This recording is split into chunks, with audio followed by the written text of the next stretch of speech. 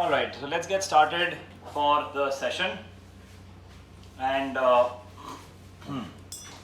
so what we're going to be doing today is that we have just about an hour and a half approximately left out for the session. And our plan is to start out with the subject of quant. This is usually the first subject that we start out in our CFA level 1 batch. But frankly speaking, that there is no first or last subject. You can start with any subject and complete the course. There are interconnections on topics, so there will be subjects where you will feel that अरे ये topic वहाँ पे cover किया था या इसका connection उसके साथ है. So those will happen. So you will get, there will be connections between the subjects. So quant has connections with fixed income, with equity, with other topic areas too for that matter. There are 11 learning modules in quant. This topic has a weightage of around 6 to 9%. The title of this slide tells you it is 2024, but the content for 2024 and 2025 is the same. So thankfully there is no change in the material this year except for a few points in ethics. More or less the material for 2025 is the same. So really it wouldn't really matter whether you're looking at the 24 content or 25 content, you should be okay with either of them. Our plan for today is to look at talking about the first learning module as much as possible, and the topic that we're covering is called as rates and returns. Quant is a topic which many candidates fear, thinking it is maths. But all of quant that we cover here is statistics. The learning module number 3 to 11 is statistics. And the first two learning modules are on a topic called as time value of money. So first two learning modules on TVM, time value of money, and learning module number 3 to 11 mainly on statistics. So it's not going to be something a big worry for you hopefully, because statistics is not the part that you feel scared of generally in terms of like maths, which is differential calculus or integration, all of that. That's not being tested here. Okay? Let's start out with our first topic on rates and returns. I start out by simply asking you that have you identified or do you recognize this formula? So I'll write on the board, yes, do you recognize this formula?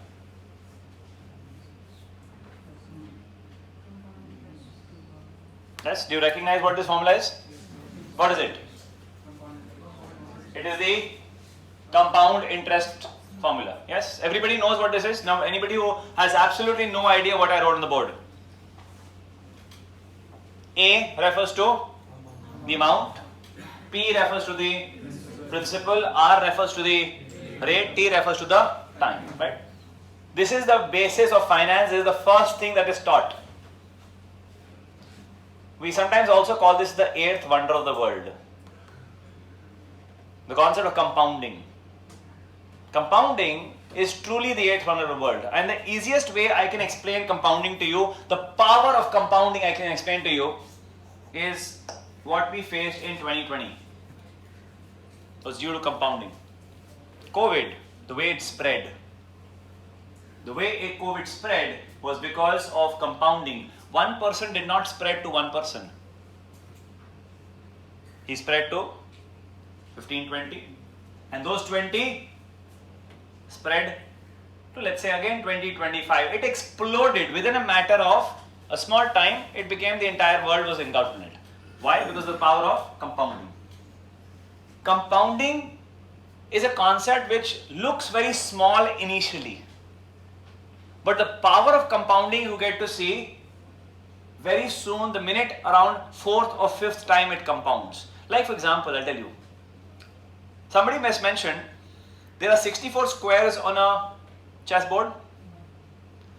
On every chessboard, on every square, you put, for the first one, you put 1 grain of rice. On the second grain, you double it. Every square, you go doubling it. You know what will happen? By the time you reach to the, not the 64th, by the time you reach to almost about the 10th or the 12th, it's going to be massive amount of price on that. Yes? and that's the power of compounding. The compounding power is amazing, and that's what the topic is about, the concept of time value of money. What we do here is amount is actually referred to as future value, P is referred to as present value, and R here is referred to as the discount rate or required rate, and T is time. So in our curriculum, instead of calling it amount and principal, we call it as future value and present value. This chapter that we are talking about, which is called as rates and return, is basically about R. Yes, so give me a moment. Yes, so this topic that we are talking about is rates and return. So our focus here is on the discussion as to what is R. Okay, so we want to understand what is R. Can you tell me the different names that you can associate R with? Give me some names that you can associate R with. So I'm going to put down various, whatever you say in terms of R, कि R का मतलब क्या क्या हो सकता है, I'll put down the names here. So you said, first one, you said required rate of return. Yes, required rate. I'm short form, you know, it's easier for me to write on the board like that way. So required rate of return. Actual rate of return, कि आपने कितना कमाया. So actual rate, okay. So actual rate, all right. Then you said discount rate. Okay, anything else? ROCE, okay. So that comes on this side, ROCE. ROCE का full form क्या होता है? Return on capital employed. कि आपने कितने पैसे invest किए थे और आपका return उसमें से कितना आया. This is usually calculated as the net profit or the EBIT of the company divided by the total capital invested. Okay, अच्छा और कुछ? Coupon rate. Okay, so let's write coupon rate here. कि coupon rate क्या होता है by the way? Coupon rate is the regular cash flow that a borrower pays to the lender, which you generally call as interest. Okay, but this coupon rate is paid by the borrower to the lender as a percentage of the par value. Bond का जो par value क्या होता है? Face value होता है. Face value क्या होता है? जो बॉन्ड के डॉक्यूमेंट पे लिखा होता है उसका जो प्राइस होता है, नॉट प्राइस, पार जो फेस वैल्यू होता है उसका परसेंटेज लिखा जाता है. फॉर एग्जांपल मैंने आपसे एक लोन लिया और मैंने कहा कि मैं आपसे 1000 रुपए का लोन ले रहा हूं और रेगुलरली आपको हर साल 100 रुपए दूंगा और एंड में 1000 रुपए वापस दूंगा. तो उसका कूपन रेट कितना हुआ? 10%. So coupon rate is the regular cash flow that the borrower pays to the lender is usually calculated as a percentage of the principal amount that I have borrowed from you. और कोई term आपको R जो बताती है, R interest rate हो सकता है, return on investment वही ROI, ओके, ROI. और कुछ? Yes, internal rate of return, okay, I will put it here, IRR. Yes, और कुछ? Inflation rate. Nice. Okay, so now you are mentioning another point and you mentioned inflation. Okay, और कुछ? Okay, depreciation, the rate at which I consume something, fair enough. और कुछ? WACC. Okay, so let's put that here, weighted average cost of capital. Okay, weighted average cost of capital. और कोई शब्द जिसको आप R से जोड़ सकते हैं? You said required rate, discount rate, weighted average cost of capital, the return on investment that I am actually earning, ROCE, coupon rate, ROI, internal rate of return. NPV rate नहीं है, NPV cash flows. Okay, risk free rate. Okay, so that I will write here, risk free rate. और कुछ? TWR. Okay, TWR क्या होता है? Time weighted return. Okay, basically क्या है? WR is weighted average. But the weighted average is with respect to time. ठीक है, ये भी बताएंगे क्या है, will explain what TWR is. सारे टर्म्स हम समझाएंगे आपको अगर नहीं पता है तो. और कुछ? Cost of equity, COE. यहां पर आप नोटिस कर रहे हैं कि मैंने यहां पे दो ग्रुप्स बना दिए हैं. एक साइड पे इन कुछ को लिख रहा हूं, दूसरी साइड पे कुछ और लिख रहा हूं. कुछ आइडिया लग रहा है कि क्या व्हाट ये लेफ्ट साइड वाले क्या है, राइट साइड वाले क्या है? What are the left side? What is the right side? What is the breakup that I'm doing? Any guess? We are paying and we are getting. Okay, very nice. कौन सा आप पे कर रहे हैं, कौन सा आपको मिल रहा है? Left one is we are paying. This one आप पे कर रहे हैं, ठीक है? This is what you are paying, and this is what you are saying you are getting interest. Okay, nice, nice, nice way of saying it. और कोई तरीका? You're right. You're absolutely right. This is your cost. ये आपका outflow है, ये आपका खर्चा है, और ये आपका इनफ्लो है. तो रेट दोनों को रेफर करता है, कमाने वाला रेट और देने वाला रेट दोनों हो सकते हैं. Yes. Which rate are we first talking about? The rate that I am first talking about are these. कि देने वाला कौन सा है, वो डिमांड कितना कर रहा है, जो पैसे मुझे दे रहा है उसका डिमांड कितना है. What is the rate of return that he is demanding? Required rate, discount rate. इसका नाम एक और होता है, we also call it as opportunity cost. We also call it as opportunity cost. कि वो पैसा मुझे दे रहा है तो कितना मिनिमम मांगेगा. Yes, this what you are calculating, ये जो है सारे, they are based on your need. This is the bare minimum that you need to be compensated with. And this is what you hope to get or you have actually got. In other words, if I would simplify this, this is your required rate of return and this is your required rate and this is your expected rate of return. Do you understand the difference between the words expected and required? अंग्रेजी में अगर हम बोलें ये expected है और ये required है, छोड़ दीजिए फाइनेंस के शब्द, सिर्फ मुझे अंग्रेजी में बताइए या हिंदी में ट्रांसलेट कर दीजिए. एक्सपेक्टेड का मतलब क्या होता है और रिक्वायर्ड का मतलब क्या होता है? What is the meaning of the word expected and what is the meaning of the word required? Required मतलब मान लीजिए अगर मुझे भूख लग रही है तो मेरी रिक्वायरमेंट क्या होगी और मेरी एक्सपेक्टेशन क्या होगी? रिक्वायरमेंट क्या होगी कि कम से कम इतनी 2 रोटी मिल जाए, राइट? एक्सपेक्टेशन आज पता नहीं क्या मिलेगा. यस, 4 मिलेंगे, 6 मिलेंगे या कुछ भी नहीं मिलेगा. Yes. When do you go ahead and are very happy to invest your money into something? Only when the expected is more than required. Yes. So whenever you consider any investment, you think of expected return, you think of what you hopefully will get, and you compare it with what is the bare minimum that you need to get. Now the point is, I want to understand what are the components of your required return. आप required return क्यों demand कर रहे हैं? आपको return मिलना क्यों चाहिए? क्यों मिलना चाहिए आपको रिटर्न? आप अगर पैसे दे रहे हैं किसी को तो आपको क्यों रिटर्न देना चाहिए उसको?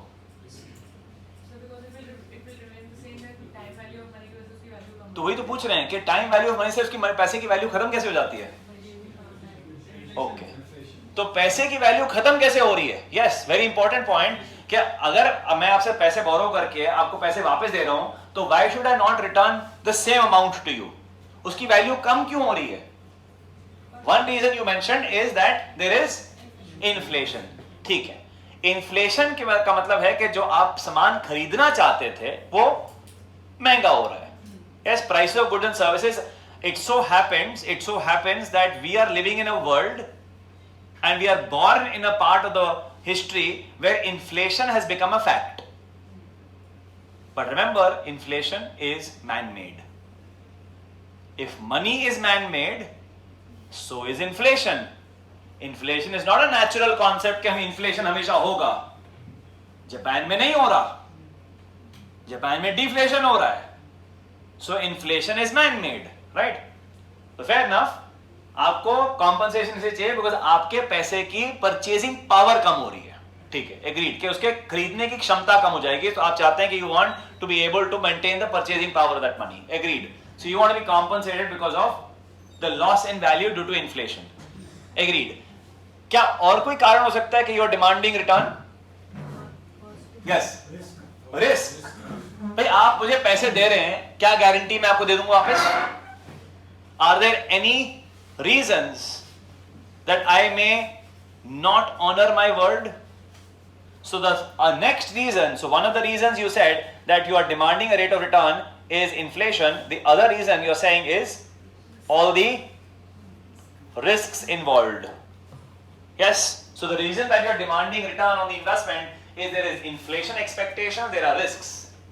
अच्छा एक चलो let's do one thing. Let's look at a very extreme situation. मान लेते हैं zero inflation. मान लेते हैं कि आपने जिसको पैसे दिए 100% गारंटी है वो पैसे वापस दे देगा, ही इज द गवर्नमेंट। अब ऐसे उसमें भी डर लगता है कि शायद नहीं दें। यस, बिकॉज इतना लोन है, वो will talk about later, economics में हम बात करेंगे कितना लोन है सरकार के पास। But anyway let's assume the government will pay, zero risk, zero inflation, will you still demand a return? My question, मैंने आपके जो दो कंपोनेंट्स आपने मुझे बताए थे उनको जीरो कर दिया मैंने। आपने कहा इन्फ्लेशन, मैंने कहा हटा दो इसको। रिस्क क्या? मैंने कहा रिस्क नहीं है, फ्री है, बिल्कुल रिस्क फ्री है, मतलब बिल्कुल कुछ नहीं है, कोई डरने की बात नहीं है। क्या तब भी आप रिटर्न डिमांड करेंगे? क्यों? Opportunity cost. मैं आपसे अपॉर्चुनिटी कॉस्ट के कंपोनेंट्स ही तो मांग रहा हूं। मैं आपसे रिक्वायर्ड रिटर्न अपॉर्चुनिटी कॉस्ट के कंपोनेंट्स मांग रहा हूं कि अपॉर्चुनिटी कॉस्ट क्या होता है। अपॉर्चुनिटी कॉस्ट का मतलब है कि इस पैसे का मैं कुछ और कर सकता था। क्या कर सकते हैं पैसे का? इन्वेस्ट का मतलब लेंड। जब लेंड कर रहे हैं तो आपको रिटर्न क्यों मिल रहा है? Because of inflation, because of risk. मैंने तो ये जीरो कर दिए, रिटर्न की कोई बात नहीं है, इन्फ्लेशन है नहीं, तो क्या तब भी डिमांड करेंगे रिटर्न? अगर हाँ, तो ऐसा कौन सा कंपोनेंट है जो रह गया है? आप अच्छा ये बताइए, पैसा क्या क्या करते हैं? What do you do with money? ऐसा पैसे का सर एक काम है, money can only B use for one thing, which is spend. पैसे को रख के कुछ नहीं मिलता। हाँ, स्टेटस सिंबल जरूर मिलता है, पर उसके आगे कुछ नहीं मिलता है। So money has only one use, which is spend it, consume. Now the point is, when do you want to consume? Now or later? कब भूख लग रही है आपको? We are very hungry. We are always hungry, perpetually hungry. So when do we want to spend? Now. And if you say, don't spend now, spend later. Okay. Maybe you're a little grown up and civilized at 25 years old.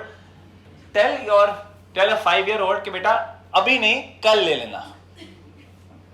Now that kid is there inside us also. But how does that kid behave? He'll lie down on the floor. See, you also want to. But वो समझ गए school क्या ऐसा नहीं करना है, right? वो feeling आ गई कि नहीं करना, but बस we also feel we want to spend right now. For example, you go to the market and you window shop, you like wow, but not right now, right? So, but then what do you tell yourself? कि अगली बार जब आऊंगा तो और अच्छा हो जाएगा. Yes, that's you will take a better one, a bigger one, right? That's the way. So, what happens when you want to delay your consumption?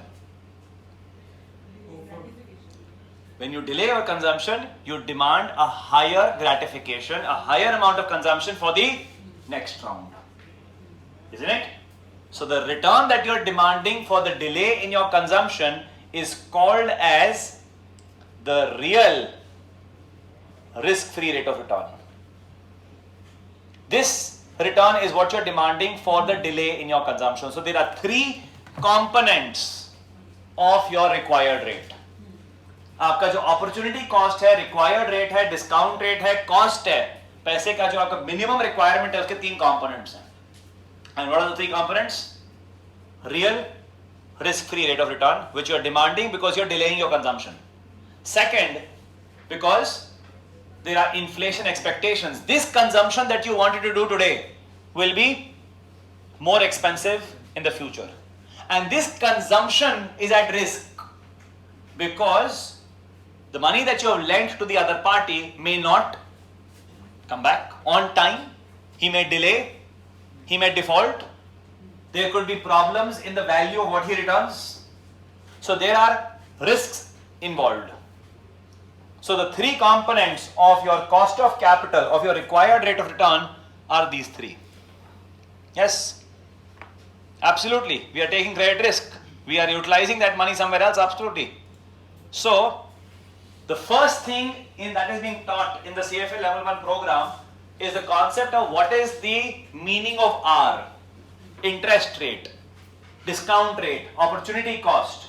I am focusing in the list of names that you had written. ये नाम थे, इसमें I am focusing on the left hand side. In left वालों पे focus कर रहा हूँ मैं.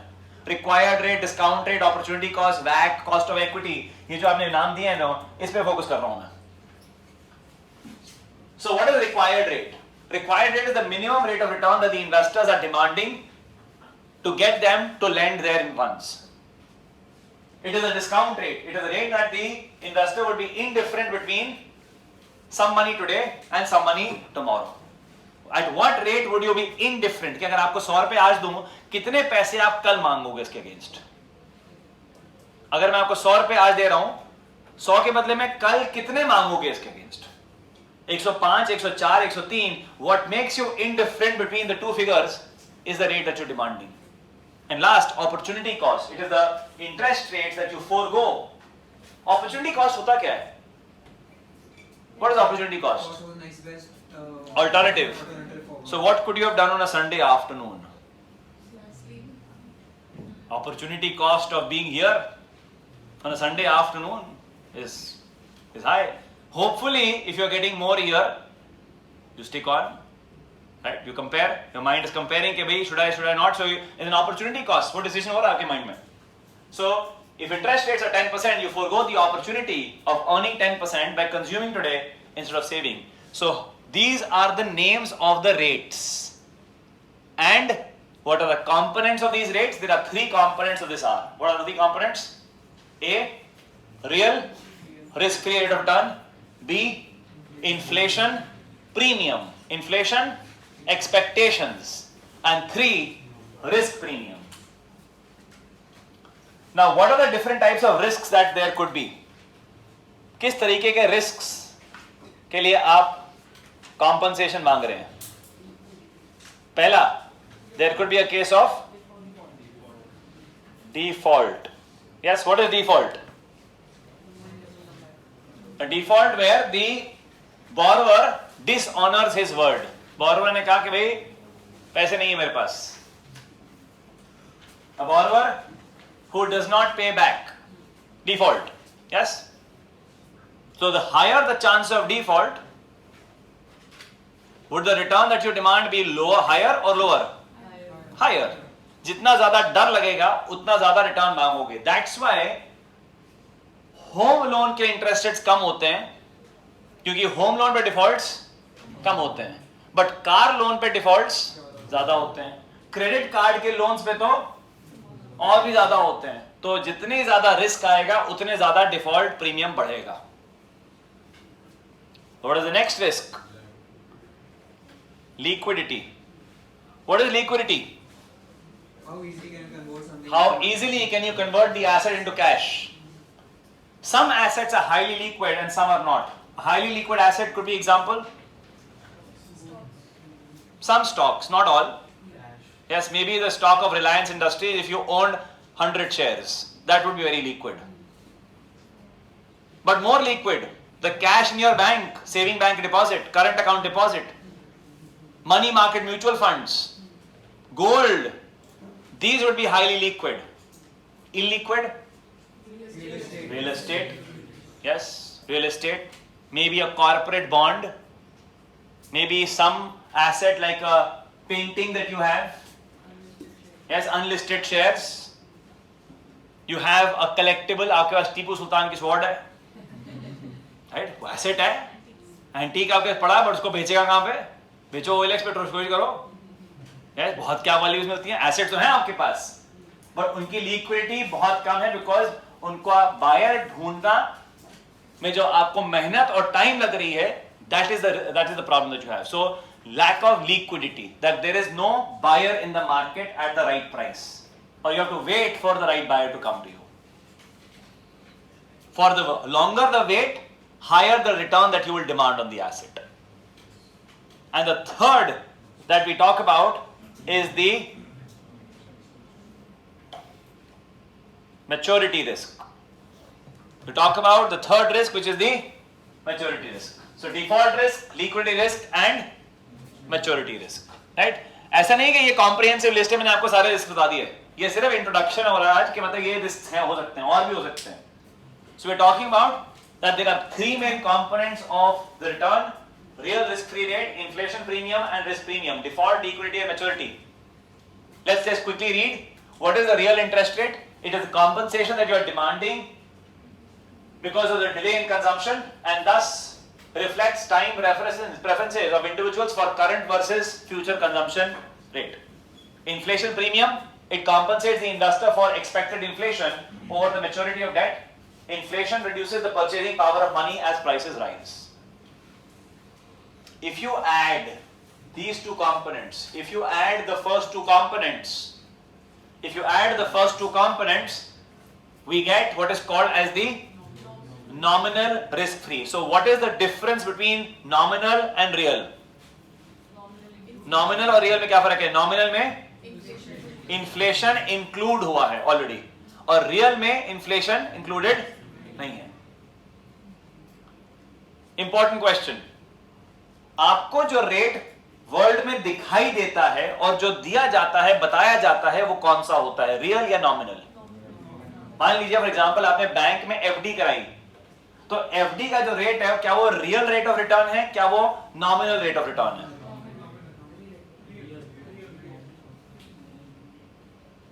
आंसर आपको पता है. मैं आपको I'll give you the context.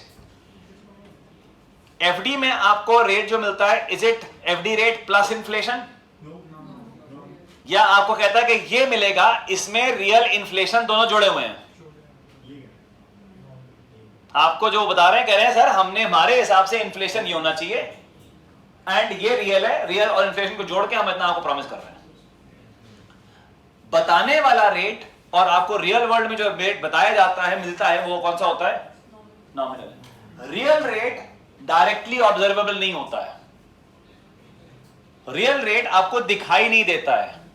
Real rate आपको कैलकुलेट करना पड़ता है. फॉर एग्जांपल एफडी में मान लीजिए आपको रेट मिला 8% का, इन्फ्लेशन हुआ 6%, आपने असलियत में कमाया कितना? 2%. हाँ, अच्छा, टैक्स भी कटेगा, वो तो है, तो टैक्स भी कटेगा. अगर और भी करना है वैसे कंपाउंडिंग भी है, वो भी करेंगे, बट मोटा मोटा, ठीक है, मोटा मोटा वे 8 में से आपने 6 माइनस किया, तो आपने कहा मेरे पास रियल में हमने सिर्फ 2% कमाया. तो nominal rate is the rate that you see. Nominal rate is what the banks tell you. Nominal interest rates are what you quote in the market, but investors really care about which one? The real rate of return after adjusting for inflation. Next comes a very important point. अब next point ये है, yes, next point ये है कि अगर मैं 2 साल के पीरियड में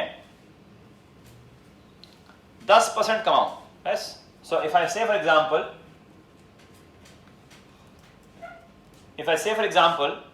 earn, let's say 3, okay, 3. Let's say 3 साल के पीरियड में, let's say I earn a rate of 10%. तो इस साल भी मैंने 10% कमाया, I earn 10%, and then I again earn 10%, and then I again earn 10%. ठीक है? मैंने अगर 100 रुपए इन्वेस्ट किए थे, तो क्या मेरे पास 130 रुपए आएंगे? Will I have 130 in my hand? भाई 10 plus 10 plus 10 30 होना चाहिए. मतलब पहले साल 10% कमाए तो 100 का 110 हो गया, फिर 10 रुपए कमाए तो 120 हो जाना चाहिए, फिर 10% फिर 130 हो जाना चाहिए. तो आप रेट्स ऐड कर रहे हो ना, रेट्स में 30% है तो ऐड क्यों नहीं हो रहा? वो इंपॉर्टेंट पॉइंट आपको सीखने वाला यहां पर है, rates are not additive. 10% plus 10% plus 10% 30% नहीं होता है. This is what I'm trying to explain to you. That 10% plus 10% is not 20%. It is more than 20%. How much more? 21. क्योंकि क्या होगा कि आपको सेकेंड ईयर में 11 रुपए मिलेंगे. तो अब मुझे एक चीज बताओ, ठीक है, now I am going to confuse you, थोड़ा सा कोशिश करूंगा। आपने 100 रुपए इन्वेस्ट किए और 2 साल के बाद आपको 121 रुपए मिले, ठीक है। एक इन्वेस्टर ने कहा यार देखो 2 साल में मैंने 21 रुपए कमा लिए हैं, आप उसका रेट ऑफ रिटर्न कैलकुलेट कर रहे हैं, कितना आएगा? 21 डिवाइड बाय 2। अगर 21 को हम 2 से डिवाइड करें तो कितना आ रहा है? ये तो 10.5 आ रहा है। तो क्या 10.5% कमाए हैं? तो 10 कैसे आएगा? इसका मैथ्स क्या है? इसका मैथ्स क्या है? इसका मैथ्स ये है कि आप इसको रेट को ऐड और सब्ट्रैक्ट नहीं कर सकते हैं, ये 2 से डिवाइड नहीं होगा। The mathematics of this is calculated using this equation where you say 10% into 1 plus r square is equal to 121। अब आपको r यहां पे कैलकुलेट करना है इसको, and the r now will come out to be 10%। अगर आप 21/2 करोगे तो r गलत आएगा। What I'm trying to explain is a concept of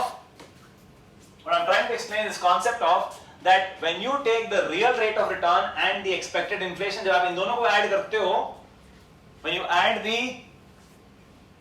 add the real rate of return and the expected inflation, do you recognize this symbol? Approximately. Do you recognize what the symbol is? This is approximately equal, they are not precisely equal. In order to calculate the exact answer, what do you need to do? Yes, in order to calculate the exact answer, what do you need to do? You will say 1 plus the real rate of return multiplied by 1 plus the expected inflation will give you 1 plus the normal return. अब ये 1 क्या है? 1 कहां से आ गया इस पूरे equation में? What is 1? Any idea? अगर मैं आपको बताऊं मैंने 10% कमाया बट इन्वेस्टमेंट कुछ नहीं की थी, a 10% on 0 is 0. So rate of return on nothing is nothing. A rate of return has to have a base, and the 1 here is your base. So 1 plus the rate, and then we are not adding, we are multiplying. So 1 plus 10% कितना बनता है? 1 plus 10%, 10% is 0.1. 1 plus 10% is 1.1. और फिर से अगर आपने 10% कमाया, 1.1 into 1.1 कितना आता है? 11 का टेबल आता है आपको, 11 to 11 is 121. यस, तो क्या होगा? 1.21 हो गया। इसमें से अपना ओरिजिनल प्रिंसिपल माइनस कर दीजिए, 1 रुपी, तो कितना बचा? 21%. So how did you do the maths? So you did the maths by saying that 1.1 multiplied by 1.1 will give you 1.21, right?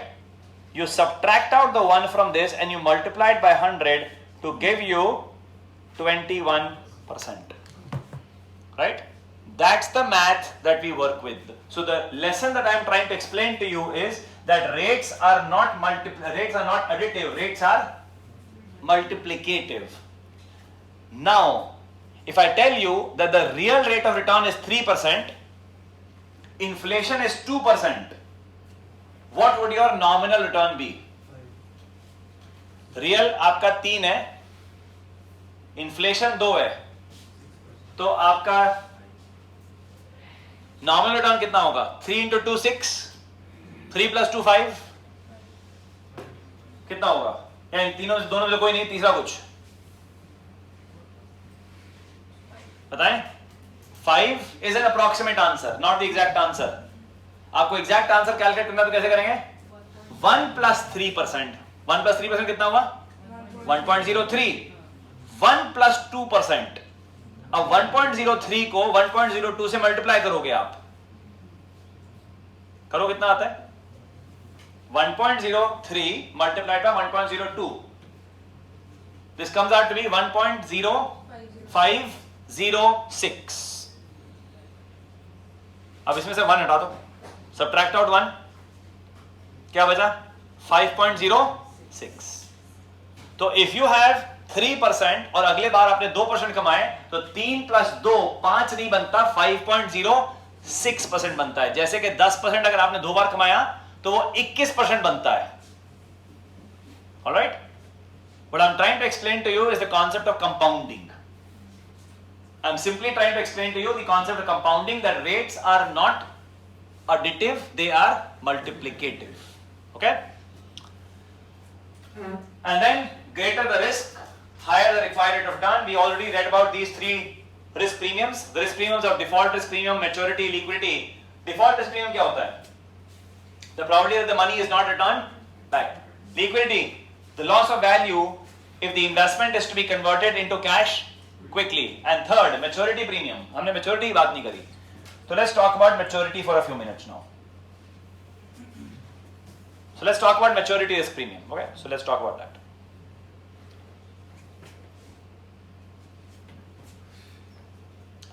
Let's say I have 2 investments, A and B. I have 2 investments, A and B, and investment A is a 5-year investment and investment B is a 10-year investment, right? The 5-year investment gives me $1,000 cash flow and investment B also gives me $1,000 cash flow at the end of 5 years and 10 years respectively. I am wanting to calculate their present value. अगर ये 1000 उसका future value है तो उसका present value कैसे निकालेंगे? Using the formula that I had told you right at the beginning, the first thing that I told you, the first thing that I told you was this formula of future value equal to present value into 1 plus r raise power t. Using this formula अगर आपको future value पता है तो आप present value कैसे निकालेंगे? इसको divide करेंगे. कैसे करेंगे? You will say 1000 divide by 1 plus r raise to the power of 5 and इसको क्या करेंगे? 1000 divide by 1 plus r raise power of 10. ठीक है? Clear? Now my question to you is, if r was to change, अगर r change करता है, इन दोनों में से a a या b किसका प्रेजेंट वैल्यू में चेंज ज्यादा आएगा? Whose present value will change more, a or b and why? Present value है क्या? प्रेजेंट वैल्यू उसका, उस एसेट का आज की वैल्यू है. जो फ्यूचर में मुझे कैश मिलना है उसका आज का दाम क्या है?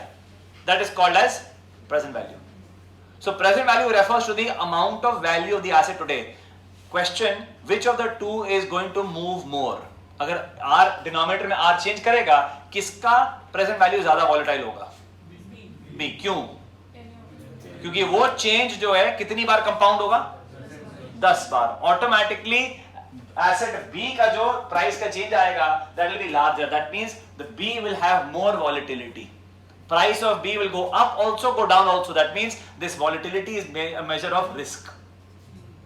The price will go up also a lot, price will go down also a lot.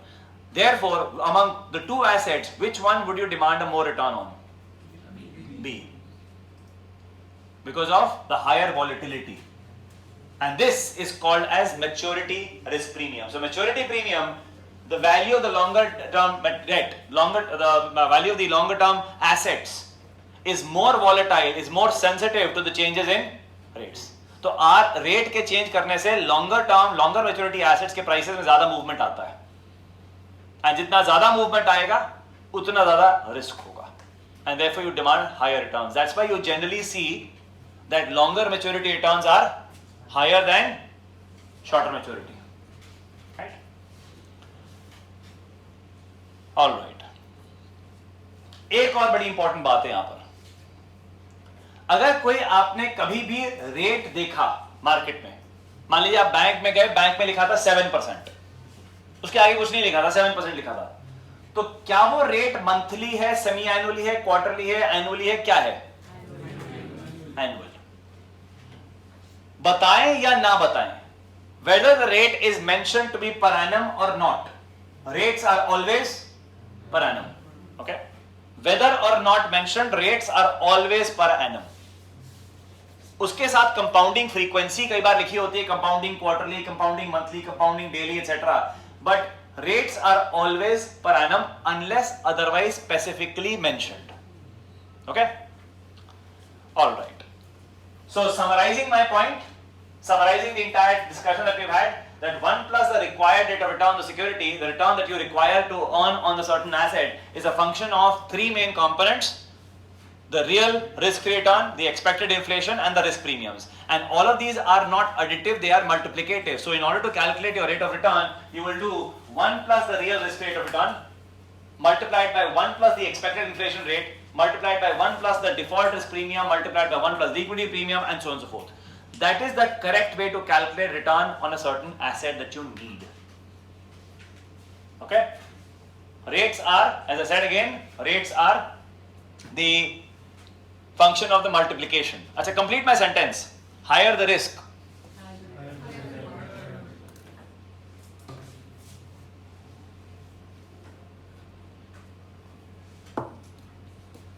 So higher the risk, higher the return. तो अगर मैं यहां से अभी कूद जाऊं तो बहुत बढ़िया रिटर्न मिलेगा.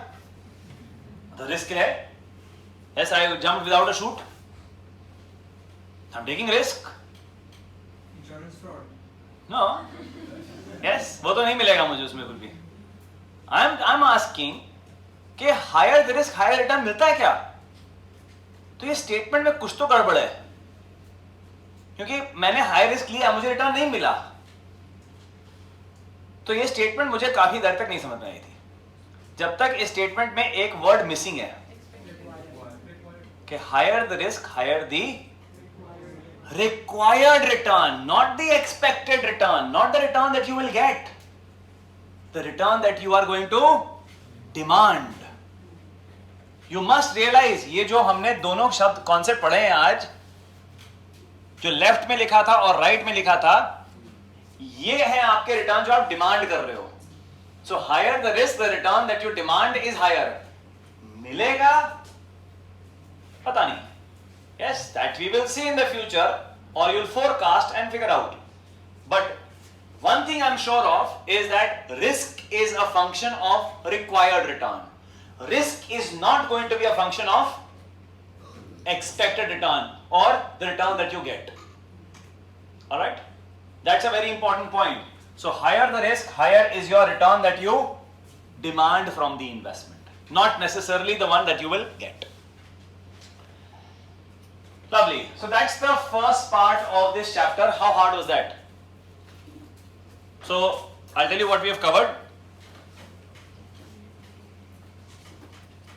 There are 5 points in this chapter that you need to cover. इस चैप्टर में 5 पॉइंट्स हैं. हर चैप्टर के लर्निंग आउटकम स्टेटमेंट्स होते हैं. ठीक है. सीएफए प्रोग्राम को कैसे डिवाइड किया गया है? सीएफए प्रोग्राम में आपके सब्जेक्ट्स हैं. ठीक है. First there are subjects. Subjects के नीचे क्या है? Learning modules. लर्निंग मॉड्यूल के अंदर क्या है? Learning outcome statements. एग्जांपल देता हूं आपको. ठीक है. I am going to show you कि इस कोर्स का स्ट्रक्चर क्या है. ठीक है,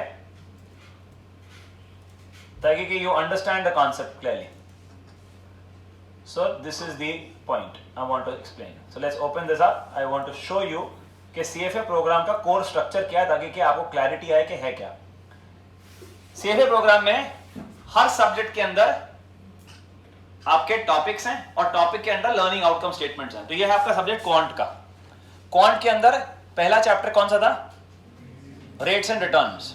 यस. इस चैप्टर में वो कह रहा है 5 चीजें आनी चाहिए आपको.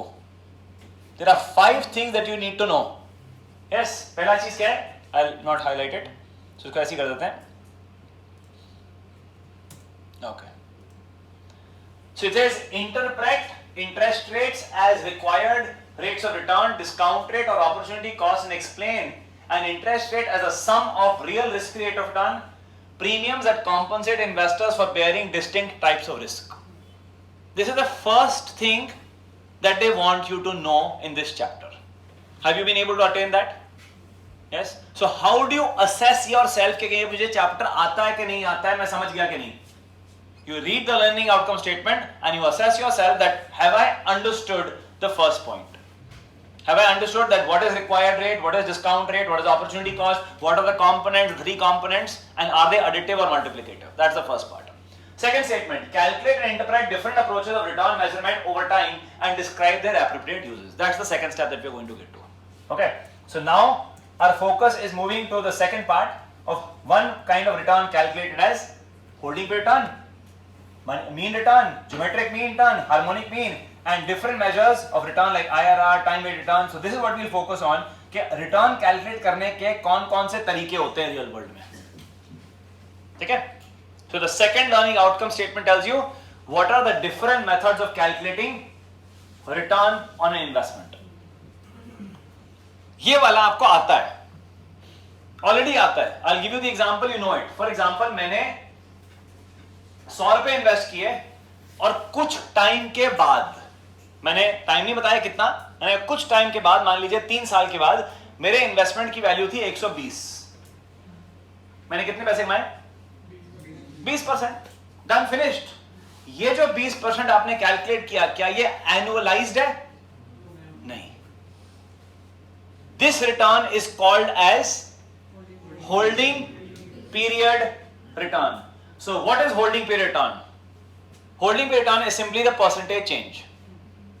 Finished. Done. Concept done. Holding period return is the percentage change in the price and any cash flow that you may have earned in the process. मान लीजिए 100 रुपए का खरीदा था, 120 का हो गया, बीच में मुझे 3 रुपए और मिले थे, तो होल्डिंग रिटर्न कितना हुआ? 23%. डन. होल्डिंग पीरियड रिटर्न में प्रॉब्लम क्या है? Why is this not a good measure of return calculation? Problem ये है कि मैंने कहा मैंने 23% कमाए, आपने कहा मैं तो 2% कमाए. अब 23% 3 साल में, 2% 4 महीने में, विच इज बेटर? अब कंपैरिजन मुश्किल हो रही है. Is it difficult to compare कि is 2% in 3 months better or is 23% in 3 years better? The problem is because the time is not standardized, comparison of returns is not easy. So what is the problem of holding period return? Holding period return cannot be compared across investments. That's why in order to compare returns, what do we have to do? We have to make the time period standardized. Time को हमें सबके लिए common बनाना पड़ता है, और एक time जो हम सबको पसंद आता है करने के लिए, विच इज एनुअलाइज, कि भाई इसको एनुअलाइज कर दो. ठीक है? So holding period return is the return earned from holding an asset for a single time period. The period may be 1 day, 1 week, 1 month, 5 years or any specified period. It is the percentage change in the value of the investment over the period. It is held, including any additional cash flows that the asset may provide over the life of the investment. For example, an investor bought a share for 500 and sold it 2 months later at 600. The return of investment is simply 20%. कैसे calculate किया? 600 minus 500 upon 500. और अगर उसने 3 periods में return कमाया होता, 3 period में return है, और 3 पीरियड का होल्डिंग रिटर्न कैलकुलेट करना है, तो पहले पीरियड में उसने 14% कमाया, दूसरे में 10, तीसरे में -6 कमाया, तो इसको अब इसका होल्डिंग पीरियड रिटर्न कैसे निकालेंगे? देखिए जरा, to calculate the holding period return for these 3, what are we doing? ये कहां से आया? 1 plus R, 1 plus the 14%, ये 1 plus the 10%, और ये क्या है? 1 plus -6%. अब 1 plus -6% is 0.94. आपने तीनों को मल्टीप्लाई किया और उसको फिर -1 क्यों किया? क्योंकि जो आपने प्रिंसिपल ऐड किया था, उस प्रिंसिपल को आपने माइनस कर दिया, तो आपने देखा अरे मेरे पास 17.86% आ रहे हैं. इन तीनों को ऐड करिए जरा. 14 plus 10 24 minus 6. तो यू नोटिस कि आंसर बहुत पास आ रहा है बट प्रिसाइज नहीं है. तो ऐड करने से आंसर अप्रोक्सीमेट आ जाते हैं, बट प्रिसाइज आंसर्स आपको तभी मिलते हैं जब आप उनको मल्टीप्लाई करते हैं. ठीक है? What is the drawback of HPR? The biggest drawback of HPR, holding period return, is that it is an unannualized rate of investment and thus cannot be compared across investments made for different tenures. In order to standardize the returns, we have to calculate the annualized returns. And there are different methods of annualising. Annualise करने के अलग अलग तरीके हैं. For example, अब ये 17.86 मान लीजिए आपने 3 साल में कमाया था, तो इसका एवरेज एनुअल रिटर्न कैसे निकालेंगे? Divide by पहला ऑप्शन आपने बता दिया डिवाइड बाय 3. जो आपने बताया डिवाइड बाय 3, वो कौन सा मेथड है? Arithmetic mean. तो 17.86 डिवाइडेड बाय 3, ऐसे ये भी गलत था, बिकॉज अगर अरिथमेटिक करना था तो आपको करना चाहिए था 14 प्लस 10 प्लस -6, 18/3, करीब 6%. 6% नंबर आता क्या? Arithmetic mean. So arithmetic mean कैसे कैलकुलेट किया जाता है? You add all the numbers and you divide by number of observations. That is arithmetic mean. Next, geometric mean. ये कैसे कैलकुलेट किया जाता है? अब आपने इतना तो you have arrived at this number. Yes. अगर geometric average कैलकुलेट करना होता है, इसका क्या करते हैं? So let's show you that.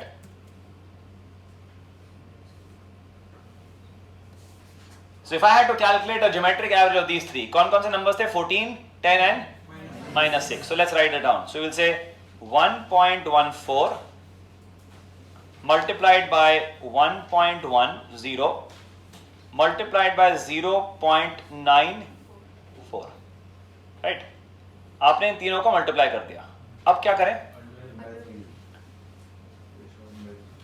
If these rates are for 3 separate years, I will raise it to the power of 1/3, because 3 years को मुझे एनुअलाइज करना है.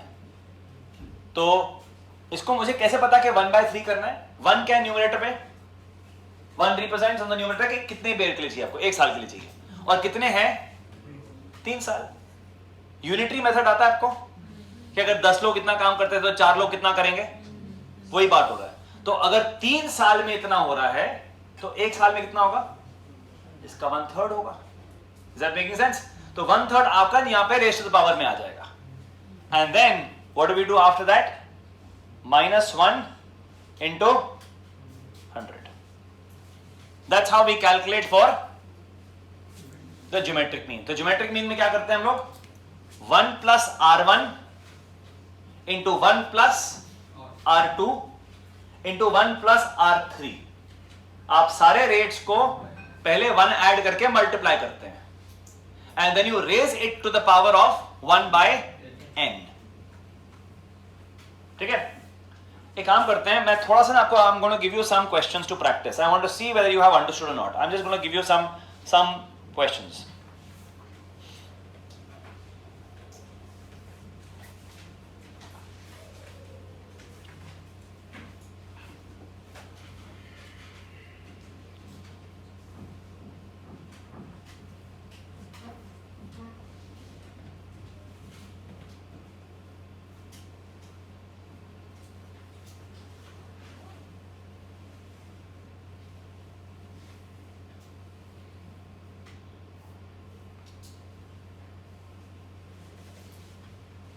Okay. I want you to tell me, how would you annualize this? Yes? How would you annualize these rates? You're earning 3% in 4 months. 3% in 4 months, how would you annualize it? क्या करोगे आप? ये जो 3% है, notice करिए मैंने फिर से लिखा हुआ है, ये HPRs हैं, होल्डिंग पे रिटर्न है. अगर आपको एनुअलाइज करना है, इसको एनुअलाइज कैसे करेंगे? 3% in 4 months. 3? You're earning in 4 months. So are you saying it's going to be 3 into 3? Is that the case? 3% to 3, that you're saying it will be 9%. Is that the correct answer? What you have calculated is a rate of return. I'll tell you what you've done. आपने कहा मैंने पहले 4 महीने में 3% कमाया, फिर 4 महीने में 3% कमाया, और फिर 4% में 3% कमाया. तो आपने कहा 3 + 3 + 3. Do you realize something that's happening here? क्या हुआ? आपने रेट्स को ऐड किया है. You've done rates, you've added the rates. जो आपका आंसर आया है वो एग्जैक्ट नहीं है, अप्रोक्सीमेट है. क्योंकि what rule did you use? The additive rule. इसका एग्जैक्ट आंसर कितना होना चाहिए बताइए? Yes, if I want to calculate the exact answer for this, how would I calculate this? बताइए. 1.03 raised to the power of 3 minus 1 into 100, and that's what you would give you the exact answer. Yes. अच्छा ये बताइए, ये number जो आएगा ये 9 से बड़ा होगा या छोटा होगा? कोशिश करके देखिए. कैलकुलेटर है आपके हाथ पे, अगर नहीं है तो फोन पे निकाल लीजिए, देखिए, कोशिश करके प्रूव करिए, मेरे पे भरोसा मत करिए.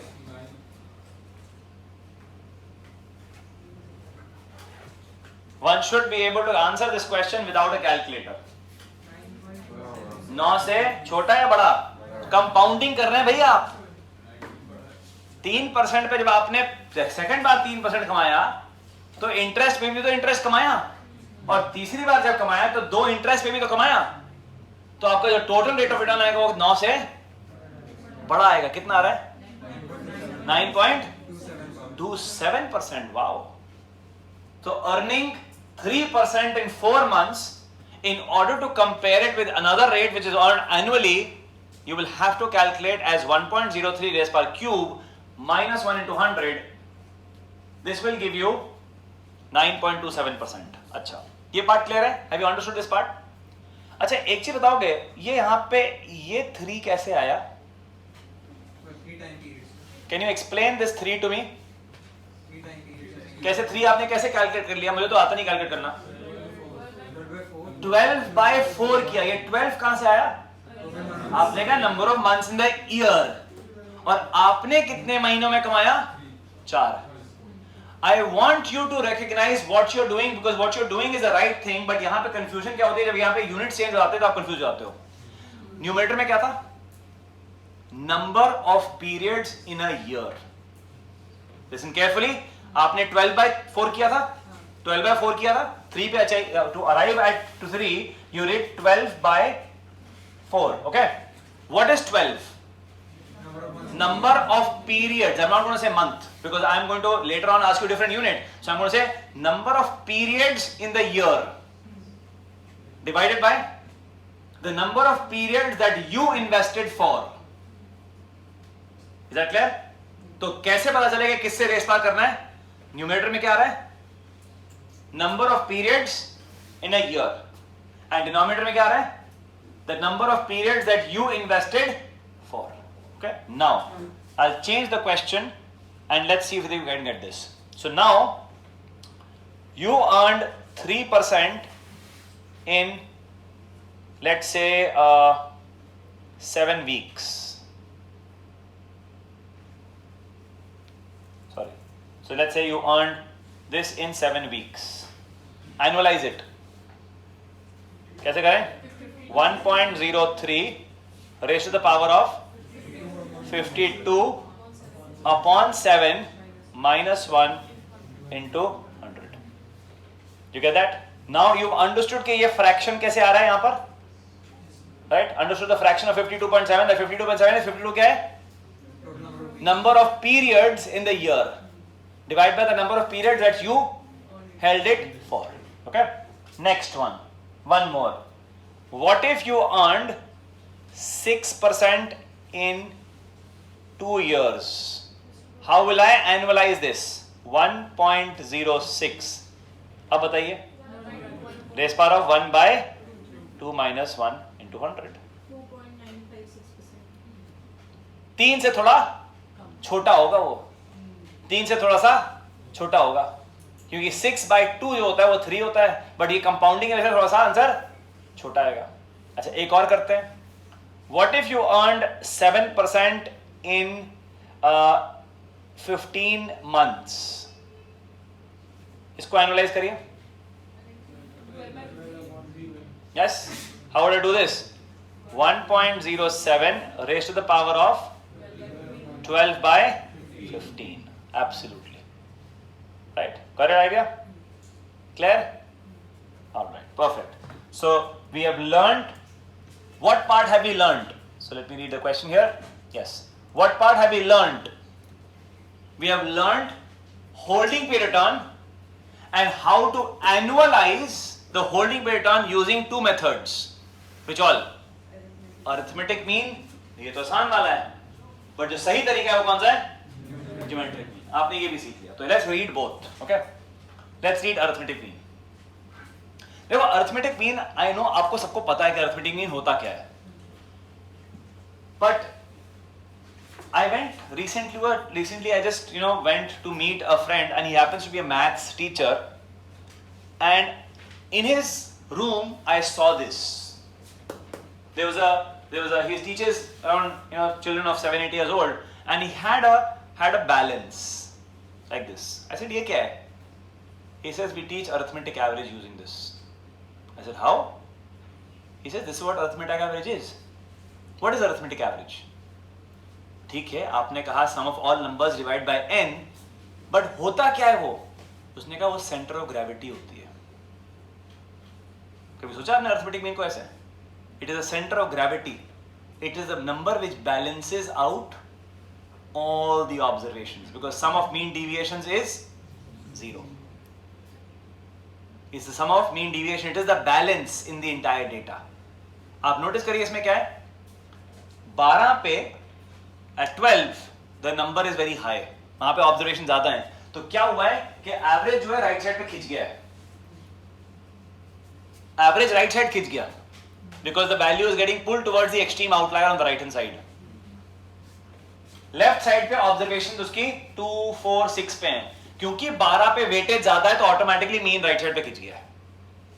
So what is arithmetic mean? Arithmetic mean is like the fulcrum. It is the center of gravity of the data. It is the point at which all the observations will balance out each other.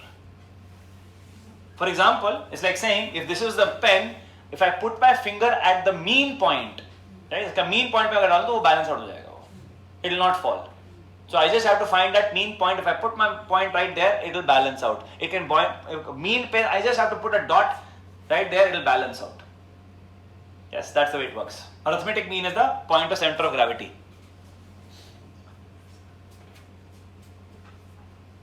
इस data को देख के आप एक चीज समझ गए होंगे कि arithmetic mean gets heavily influenced by outliers. Outliers क्या होते हैं? Extreme data points. Extreme data points. Can you tell me which is the extreme data point in the following observations? 1, 2, 3, 4, 5,000. 5,000. Among the following observations, 5,000, 5,001, 5,002, 5,003 and 2. Can you describe what is an outlier? Is it a big number? Is it a small number? It is an observation whose frequency is low. Frequency कम है, मतलब वो होता बहुत कम बारी है, but वो अपने बाकी डेटा से बहुत हटके है. ठीक है, तो आउटलायर का आपको पता होना चाहिए कि आउटलायर क्या अंग्रेजी में, we should be able to describe it. Outlier is an observation whose frequency is less, but it is very far away from its center of gravity. That is an outlier. So an outlier observation is it's very far away from its mean value, and its frequency is very less. Yes. So, but outliers are generally taken from the point of the median and not the mean. That's not the point. See, outliers the mean gets affected the outlier. Mean आपका outlier को affect करेगा. Median is not as well. Correct. Median is affected less. Yeah. Mode is not affected at all. But what I'm trying to say is कि आपके data set में outlier का मतलब क्या होता है? Outlier का मतलब ये है कि वो आपके बाकी observation से बहुत हटके है, but उसकी frequency कम है. अगर उसकी frequency बढ़ा दोगे तो क्या वो outlier रहेगा? For example, the data set is, let's say 5,001, 5,002, 5,003, 4, 5. मतलब आपने 5,004, 5 and 2, 2, 2, 2, 2, 2, 2, 2, 2. If these are the observations, इसमें outlier कौन सा है? Do you get my point? कि आपके 5,000 के आसपास के कुछ observations हैं, कुछ observation 2 हैं. अगर दोनों की frequency बराबर है तो outlier किसको मानोगे? दोनों outliers in that sense. Right? तो outlier का definition क्या है? The frequency needs to be less and it needs to be away from its rest of the values. अच्छा, अब क्वेश्चन आइज करता है कि आउटलायर्स का करूं क्या मैं? What do I do with the outliers? Because इस आउटलायर से मेरा अरिथमेटिक एवरेज बहुत खिंच जाता है उसकी तरफ. क्या सजेस्ट करते हो क्या करना चाहिए आउटलायर्स के साथ? ट्रिम्ड. तो ट्रिम्ड मीन में क्या करते हैं हम लोग? What do we do in the trimmed mean? Trimmed mean outlier को उड़ा देता है. It excludes some of the highest and the lowest values. So outliers are trimmed. You just trim it from the sides. क्या outlier उड़ा दिए? और कुछ तरीका? Do nothing. They may be legitimate values. क्योंकि कभी-कभी क्या होता है ये values जो है ये real values नहीं होती हैं. ये डेटा में प्रॉब्लम होता है तो उसको हटा दिया जाता है. बट कभी-कभी ये legitimate values होती हैं तो you let them stay. Sometimes these outliers are replaced with less extreme values. कि वो रेंज में आ जाए. That is called as Winsorizing the mean. So there are multiple ways of dealing with the outliers. What do you do with the outliers? That depends on the problem that you are facing. So do nothing if the outliers are legitimate. Trim them if they are not relevant. Winsorize them if in case you feel that these outliers are extreme values and not worthy to repeat.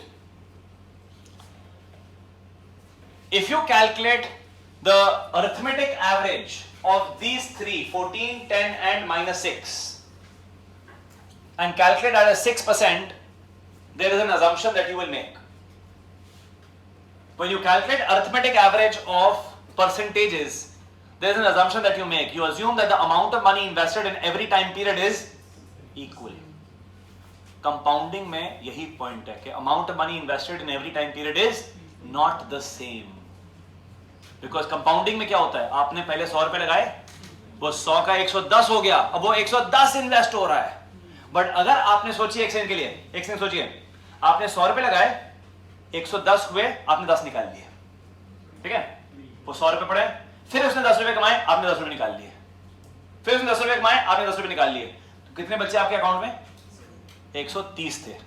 क्योंकि 10 10 10 10 10 10 you pulled out. सो अगर आप compounding allow नहीं करेंगे तो आपके average return calculate करने का तरीका क्या है? Arithmetic average. If you don't allow compounding to happen, then the method to calculate your rate of return is arithmetic average. But if you have compounding happening in your portfolio where you invest 100, allow it to go to 110, go to 121 and then 133, you will notice that the compounding rate will be your geometric average. Alright? So when is geometric average used as a method of calculating return? When there is compounding. So recognize when do you use arithmetic, when do we use geometric. Arithmetic average is used when the amount of money invested in every time period is equal. If the amount of money invested in every time period is not equal, then you use geometric average. So geometric method or geometric mean accounts for the compounding of returns and provides for a more accurate measure of the growth in the portfolio value over a time period. And geometric return is calculated as this formula. This is the formula that you are using. क्या formula देखें? 1 plus R1 into 1 plus R2 into 1 plus R3 and so on and so forth, raised to the power of 1 by t. Raised power of 1 by t minus 1 into 100. For example, ये जो आपने calculate किया था वहां पे 14%, 10% और 6% का जो माइनस 6% का जो ज्योमेट्रिक एवरेज है, कितना आ रहा है यहाँ पर? 5.63.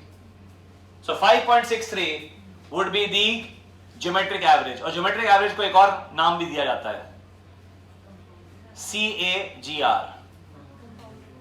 CAGR is called as compounded average growth rate. Yes. So geometric mean, very important what I am going to say next. आप इन तीनों नंबर का अरिथमेटिक एवरेज निकालिए. 14 plus 10, 14 plus 10 minus 6, 18, 18 divide by 3, 6 arithmetic average. Geometric average 5.63. Geometric average is always less than arithmetic average. Always. There is only one condition in which they are always equal.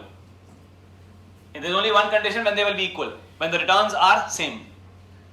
अगर return बराबर है तो arithmetic average geometric average बराबर हो जाएंगे, not in other case. So geometric average will always be less than the arithmetic mean, and this difference between the two is called as Jensen's equality. The two will be equal only when there is no variability in the data set. दोनों में कोई data में कोई change नहीं आ रहा है. The difference between the arithmetic mean and geometric mean is directly proportional to the variability in the returns. And AM is the average return over one horizon, and GM is the appropriate multi-horizon period return. Yes, कौन सा last line? When do you use arithmetic average and when do you use geometric average? Arithmetic average is used when सिर्फ एक period का return calculate करें जहां compounding ना हो, और अगर मल्टी पीरियड होराइजन इन्वेस्टमेंट है तो ज्योमेट्रिक एवरेज बेटर है. So when do we use geometric average? When there is compounding happening. Okay. Sir, I don't understand AM and GM same होगा अगर equal. Okay. What would be the average rate of return of 666? 6, चाहे arithmetic चाहे geometric. तो अगर geometric हो या arithmetic हो, 666 का एवरेज 6 ही आएगा. Yes. तो अरिथमेटिक ज्योमेट्रिक में the rate of return will be the same if you have the numbers being equal. अच्छा, I have a question. I just told you one thing and I'm now going to ask. I'm telling you what am I testing, and based on that you have to answer. Okay? I'm testing this part. That geometric mean is always less than arithmetic mean, and I am testing on that the difference between arithmetic mean and geometric mean is directly proportional to the variability in the returns. इस statement को मैं test कर रहा हूँ आपको. ठीक है? I'm giving you a question on this. Statement समझ में आई कि नहीं आई? एक बार explain कर रहे हैं. Let's explain the statement. Geometric average arithmetic average है. अगर ये geometric average ये arithmetic है, geometric average arithmetic से छोटा आता है. कितना छोटा आता है? ये किस पे डिपेंडेंट है? कि डेटा में कितनी वेरिएबिलिटी है. अगर ये नंबर होते 14, 10 और -6 ना होते, अगर ये नंबर होते 24, 2 and 5, मान लीजिए उसका भी एवरेज 6 आ रहा था एक सेकंड के लिए. ठीक है, उसका भी एवरेज अगर यही आ रहा था, तो नंबर में अगर वेरिएशन ज्यादा होती, अगर उनका अरिथमेटिक एवरेज 6 ही होता, ज्योमेट्रिक एवरेज उससे भी छोटा होता. बात समझ में आई आपको? So the difference between arithmetic average and geometric average is proportional. That means it is directly impacted by what? The variance in the data. अगर ये नंबर्स होते 666, तो अरिथमेटिक एवरेज ज्योमेट्रिक एवरेज में गैप था वो खत्म हो जाता. क्वेश्चन समझ में आ गया? ओके, मतलब कॉन्सेप्ट समझ में आ गया. अब क्वेश्चन ये है, ये फंड ए है और ये फंड बी है. दोनों का अरिथमेटिक मीन 10% है. ठीक है, दोनों का अरिथमेटिक एवरेज रिटर्न कैलकुलेट किया, दोनों का अरिथमेटिक मीन 10% आया.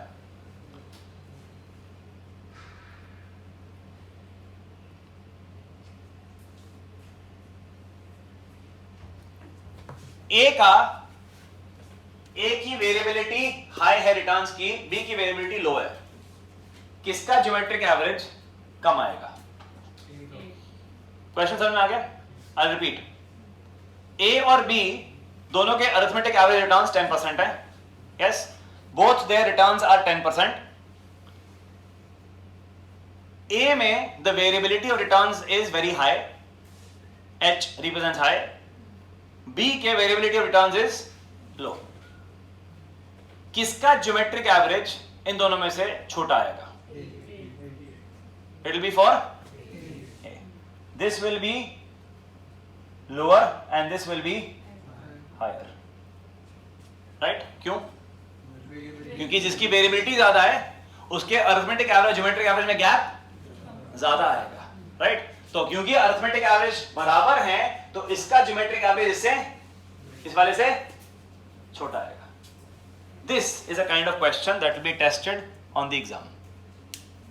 Yes, If we talk about arithmetic mean, so the 66 over 2 6 हो गया, but if we calculate geometric mean, तो वो 1.06 के बाद 3 - 1 होगा, so that is not 6.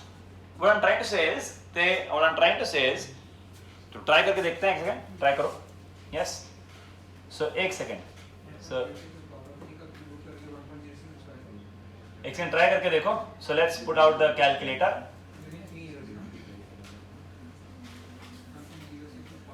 So you'll say 1.06 raised to the power of 3. Yes? अब इसको मैं क्या करूंगा, आपने ये कैलकुलेट कर लिया. अब इसका आपका क्यूब रूट निकालना है. ये तो आपका 19.106% आया. अब इसका आपको एवरेज रिटर्न निकालना है. एवरेज कैसे निकालेंगे? Raise to the power of 1/3. तो कैलकुलेट करते हैं. Raise to the power of 0.33334. Yes, -1, क्योंकि हमने राउंड ऑफ किया था 1/3 को, तो 6% आ रहा है. ठीक है, तो ज्योमेट्रिक एवरेज और अरिथमेटिक एवरेज सेम होंगे if the numbers are equal. Alright, ठीक. Last topic for the day. Yes, last topic for the day is my next question.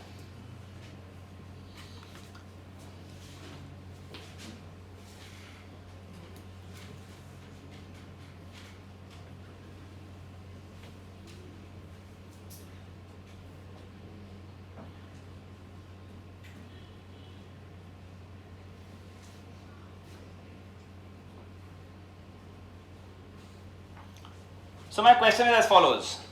This is a question that you did in class 6 or 7.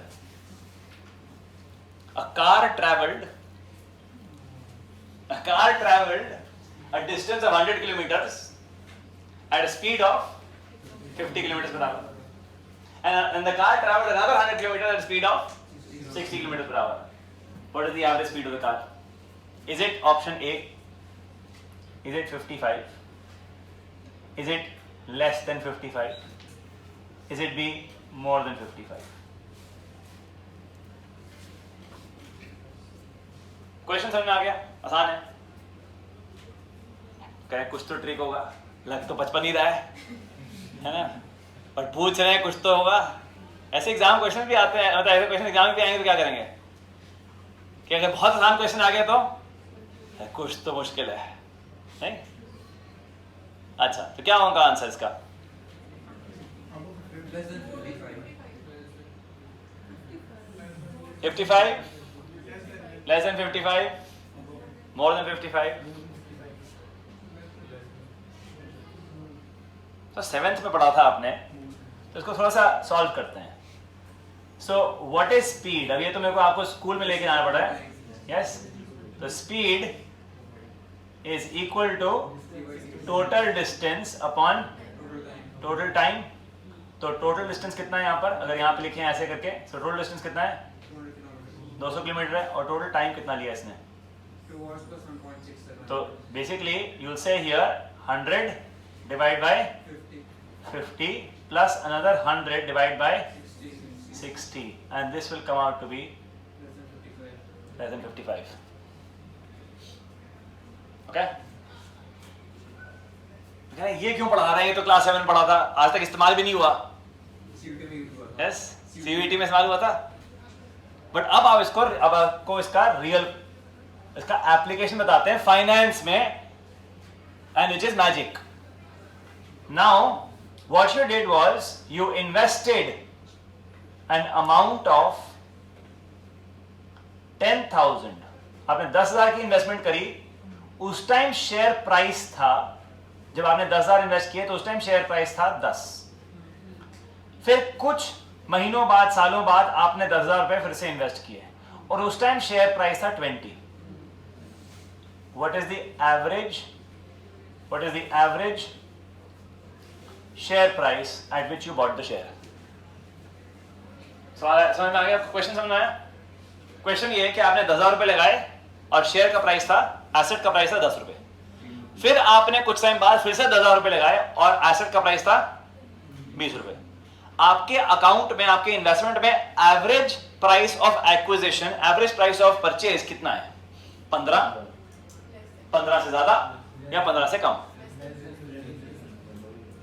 15 से ज्यादा या 15 से कम? क्या लग रहा है? 15 होना चाहिए? ट्राई करें? यस। कितने पैसे इन्वेस्ट किए आपने? 20,000 इन्वेस्ट किए, और 20,000 के लिए आपको नंबर ऑफ शेयर्स कितने मिले हैं? आपने पहली बार जब खरीदा तो आपने 10,000 में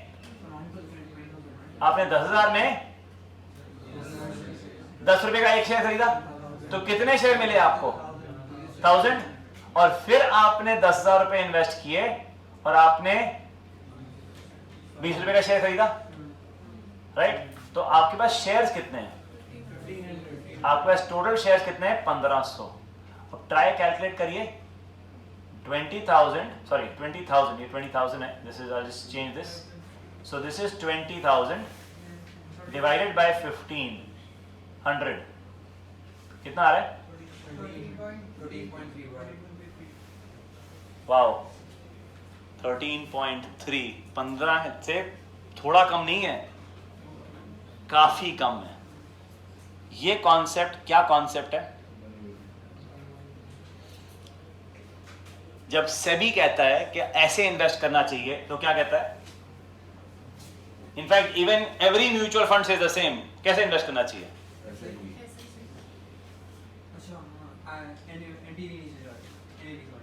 ऑल दे सेइंग इज, हर महीने सिर्फ आप एक एसआईपी कर लीजिए, आपसे बढ़िया पोर्टफोलियो मैनेजर कोई नहीं होगा मार्केट में।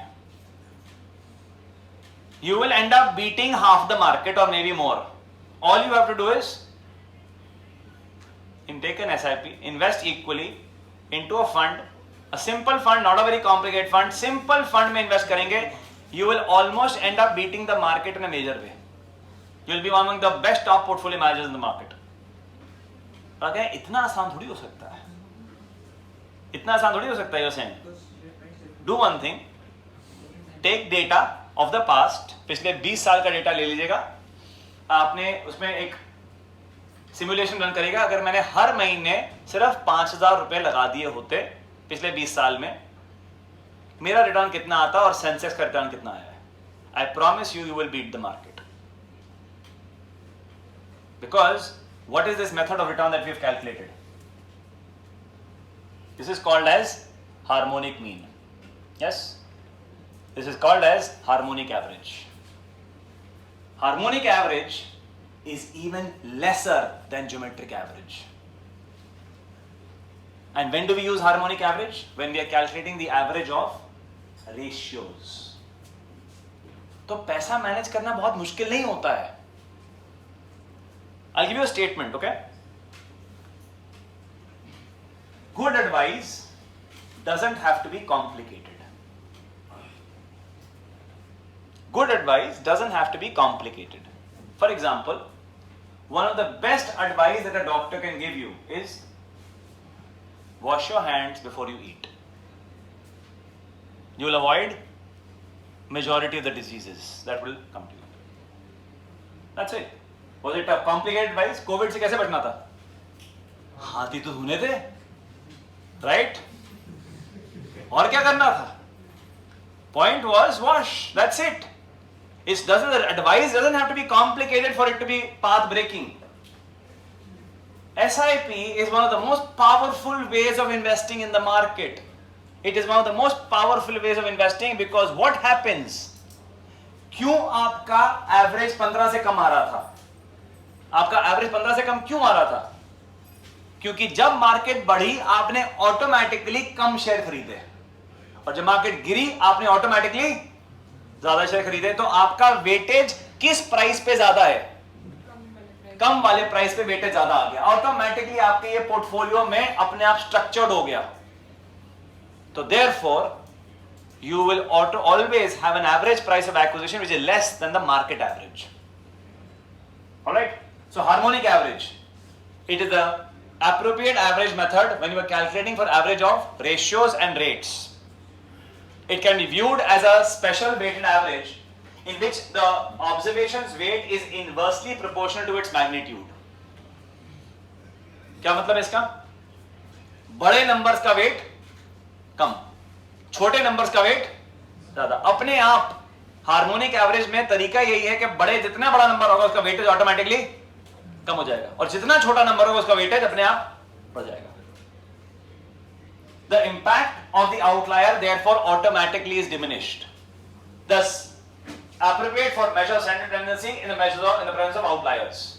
Harmonic average is used when the data consists of rates and ratios such as P ratios. Also use harmonic average to calculate. Notice this. This is what we just did.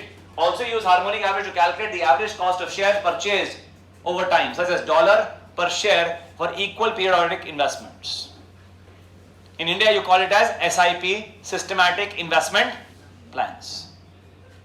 Harmonic average is less than geometric average, is less than arithmetic average.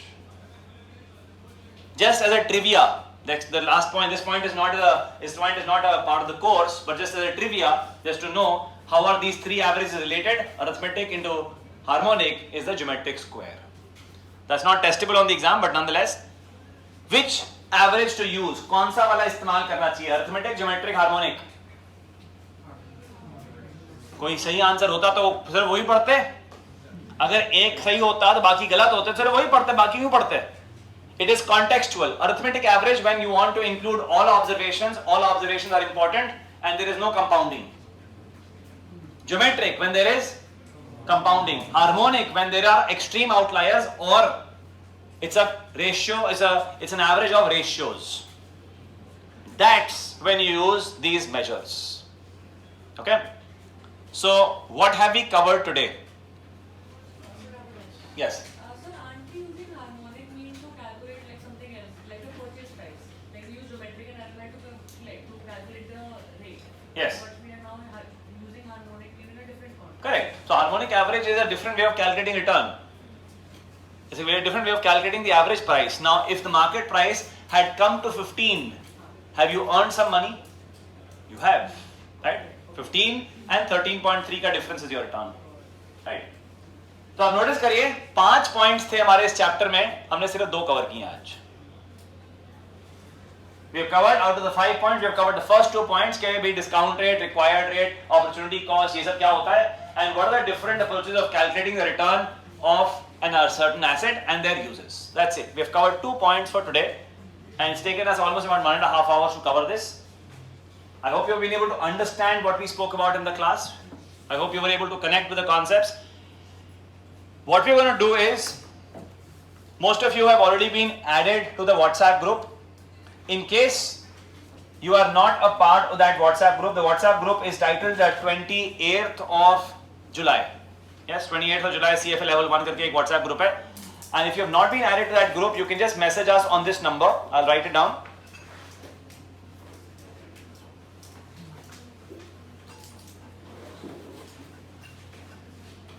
Yes, you can send us a message on this number that, oh, I have not been added to the group, and we'll add you to the group. And what we're going to do is, we'll be sending you all the relevant messages of the group. I will share, I'll see if I have the recording process today itself. I'll send the recording of the first class to you as well. Okay, so you'll have a recording of the first session, you'll get to see how the classes, what the class was, and so on and so forth. I'll share the schedule. I'll share the number as he'd asked for the numbers of the dealers for the books. I'll share the recording of the class and all the relevant details, right? Registration details, class details, payment details, whatever, all information. So hopefully by tonight around 10, 11 o'clock, hopefully, because we'll just go and assimilate everything. So hopefully by about 10, 11 o'clock in the night, you will have all these messages coming to you. Alright? My suggestion is that when you're coming on next weekend, now see, point is, we purposely very often start our first class of quant on a Sunday. The introduction class is purposely structured on a Sunday. Why? अगर मैं Saturday को करता, Sunday को मैं 1 chapter 2 chapter complete कर देता, तो आपके बैकलॉग हो जाता. मैंने संडे को जानबूझ के स्टार्ट किया ताकि बैकलॉग ना आए. आप क्लास से थोड़ा आगे जा सकते हैं, कोशिश कर सकते हैं कि आपने जो कवर किया क्लास इसके बियॉन्ड और कर लीजिए, ताकि कि आप अगली क्लास में जब आएंगे थोड़ा सा प्रिपेयर्ड आएंगे. So my suggestion that when you're coming in the next class on next Saturday, complete out the chapter of rate of return and try to complete out the topic of time value of money. whatever you can, जितना आप कर सकते हो. नहीं भी समझ में आ रहा कोई बात नहीं, कम से कम flip through the pages, सी के आने वाला क्या है. Because क्या point है, how easy is it or how difficult is it to focus and concentrate for 4 hours? 4 घंटे का क्लास है ना, क्या चांस है कि इस 4 घंटे में आपका अटेंशन स्पैन गिरेगा? इस अटेंशन स्पैन को आप मेंटेन कैसे रख सकते हो और कैसे अपने आप को फोर्स कर सकते हो कि उस टाइम पे जब चीज मुझे नहीं समझ में आ रही मैं फोकस करूं? अगर आपको पता है कि अगली क्लास में क्या होने वाला है, आप अगर पढ़ के आएंगे तो उस टॉपिक पे ऑलरेडी जहां पे आपको दिक्कत आ रही है, you will already have your year standing कि हाँ यार ये समझ नहीं आया था, let me just focus little more, ask a few questions and clarify this year. So what should your weekly schedule be? Last 2-3 lines and I'm stopping. What should your weekly schedule be? Now you have your class on Saturday. Try to complete out whatever we have covered, which is very little, by the way. We covered very little. Try and complete out by tomorrow, day after, Monday, Tuesday. Try and finish this off. Use the next 3-4 days on trying to read and prepare for the class before next Saturday. Okay? If you stay with the class, it will be easy for you to be able to stay on course and complete the entire course with me by around end of October, early November. Okay? It will be easy. But point is that chances are that वो मुश्किल होगा कि सारा साथ में cover करना आपको, क्योंकि काफी अभी तो कंटेंट हमने आज कवर नहीं किया, but time the pace will increase. We will increase the pace and cover out more content as we go ahead. So it's okay if you get left behind a little, but keep on your pace. Okay? Keep your pace going. Don't sort of let the steam out. Also, don't end up putting 10 hours tomorrow. Don't burn yourself. Go slow. Build it slowly. Right? 2-3 hours every day to begin with. Make these books your friends.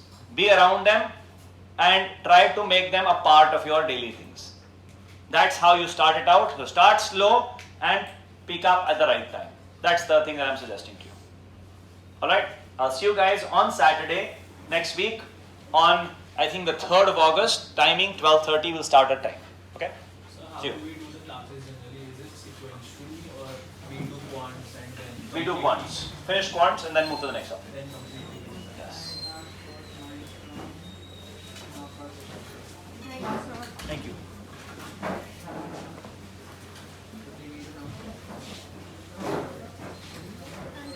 Thank you. So I got a couple of questions again. Yes, please. So when you say prepare for the next class and go to the pages, like, is the message ready to the internet or We'll send it to you. We'll send you, yes, tonight we will send you all the material. Whatever is relevant, the soft copies of that we'll send you. Yeah. Fine. Thank you, sir. No, they are for the quant part. So complete the whole set. Yes. पहले quant का हो, मतलब quant की हो.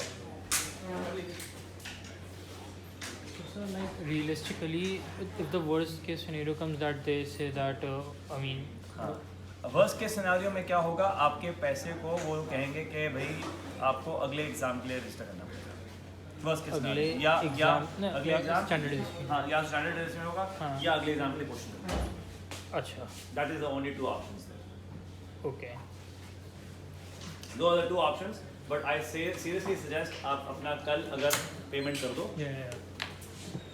Chances है हो जाएगा, ठीक है. Okay. बट कल आप पेमेंट करके उनको आप एक अपना लिस्ट भेज दो कि भाई मैंने पेमेंट कर दी है, this is a confirmation, please confirm when you receive it.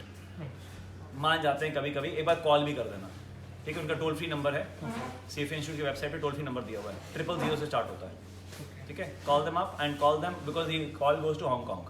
Okay. So call them in towards the, you could say by before 2 o'clock, because by 6 o'clock they'll stop, right? So Yeah. मतलब first half में call कर लीजिएगा. Okay. Yes. So make the payment first thing in the morning, 10 o'clock. Yeah. By 11 o'clock payment, call them up, email them up, and do it.